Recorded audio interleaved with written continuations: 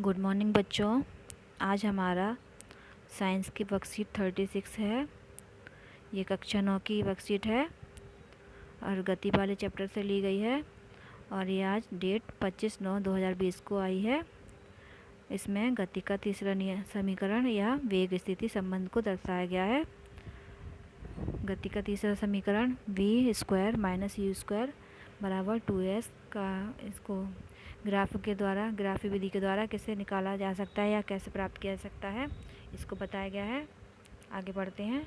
तो यहाँ पर हम जानते हैं कि जब रेखा में एक समान त्वरण से चलती है तो एक निश्चित समय अंतराल के बाद वह वस्तु एक निश्चित दूरी तय करती है। इसको गति का तीसरा समीकरण भी कहते हैं। इसमें प्रारंभिक वेग u, अंतिम वेग v और समय स्थिति के संबंध दर्शाता है।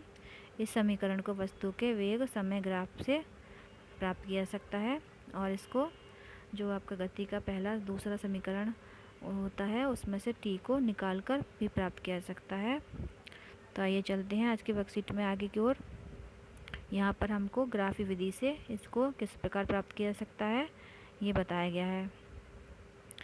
एक समान त्वरण से चली रही किसी वस्तु का समय ग्राफ खींचा है यहाँ पर, जो बिंदु B से x अक्ष पर समय और BC लंब खींचा है। यहाँ पर BC लंब है। यहाँ पर इसकी बात कर रहे हैं।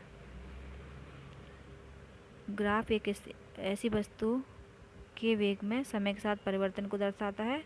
यहाँ पर वो समय के साथ वेग में जो कि प्रारंभिक वेग u है और जो t समय में बढ़कर v हो जाता है। प्रारंभिक वेग a है जो कि t समय में बढ़कर b हो जाता है। यहाँ पर प्रारंभिक वेग OA के द्वारा, अंतिम वेग को BC के द्वारा और समय को OC के द्वारा दर्शाया गया है। हम जानते हैं कि वस्तु के द्वारा वेग समय ग्राफ में निश्चित समय AB को जो आपका क्षेत्रफल हमें प्राप्त होता है ABOC, उस क्षेत्रफल के बराबर दूरी तय करता है। जिस प्रकार से यहाँ पर वैल्यू पुट करते हैं या दूरी, जब हम दूरी निकालते हैं इसमें दूरी को, ये जो आपका क्षेत्रफल है ABOC के, उसमें वैल्यू पुट करने पर S बराबर OA + BC में भाग 2, तो हमारा S बराबर U + V × T/2 आ जाता है। तो बेटा यहाँ पर S बराबर जो T का वैल्यू है, T की वैल्यू हमारे गति के पहले समीकरण से यहाँ पर T बराबर इसका मान रख देते हैं, T का मान इसमें रख देते हैं। तो T बराबर V - U/A, इसमें समीकरण में मान रखने पर हमारा गति का दूसरा समीकरण हमें प्राप्त हो जाता है, जो कि 2s बराबर v² - u² है, जो कि हम वेग समय ग्राफ से व्युत्पन्न कर सकते हैं या प्राप्त कर सकते हैं। इसके बाद में आगे हमें एक उदाहरण दिया गया है।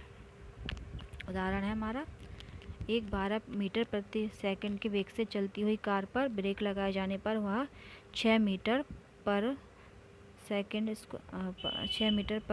स्क्वायर के त्वरण से रुक जाती है। यदि उसे रुकने में 2 सेकंड का समय लगता है तो कार के द्वारा तय की गई दूरी, हमें दूरी बराबर S निकालना है। और यहाँ पर हमें दिया गया है वेग, दिया गया है त्वरण, दिया गया है और t समय दिया गया है। तो हम वैल्यू में जो पुट कर देंगे इन सब का मान, तो गति के समीकरण पे वैल्यू पुट करने पर हमारा 12 मीटर आंसर आ जाता है। अब चलिए हम इसके क्वेश्चन हैं। पहला क्वेश्चन है आपका, गति का पहला और तीसरा समीकरण लिखिए। तो बेटा गति का पहला समीकरण हम सभी जानते हैं, पहले पढ़ चुके हैं आगे की वर्कशीट में। v बराबर U + AT, ये गति का पहला समीकरण है। गति का दूसरा समीकरण है S बराबर UT + 1/2 AT², ये गति का दूसरा समीकरण हो गया। अब आपके क्वेश्चन नंबर 2 की तरफ आते हैं। तो क्वेश्चन नंबर 2 है, गति के तीसरे समीकरण या v² - u² बराबर 2s को व्युत्पन्न करना है जो कि वेग समय ग्राफ से पूछा है। तो ये हमें वर्कशीट में हम पहले कर चुके हैं, अभी थोड़ी देर पहले जो हमने किया था वही लिखना है सेम। क्वेश्चन नंबर 3 की तरफ आते हैं।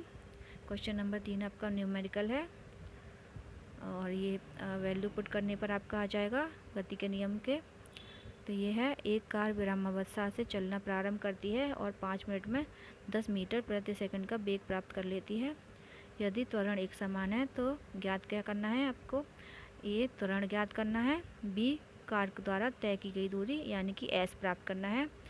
तो त्वरण ज्ञात करने के लिए हमारे यहाँ पर गति का पहला जो समीकरण है बी बराबर यू प्लस ए टी, इसमें वैल्यू पुट कर देंगे तो आपका सारा जो वैल्यू पुट करने के बराबर बाद में आंसर आएगा 1/30 मीटर पर सेकंड स्क्वायर। और जो दूरी है एस निकालने के लिए गति का तृतीय समीकरण यूज करेंगे और जब हम उसमें वैल्यू सारी पुट करके सॉल्व करेंगे तो हमारा 1500 मीटर आंसर आ जाएगा। इस प्रकार आपकी जो आज की वर्कशीट है, वर्कशीट नंबर 36 क्लास 9th जो पूरी होती है।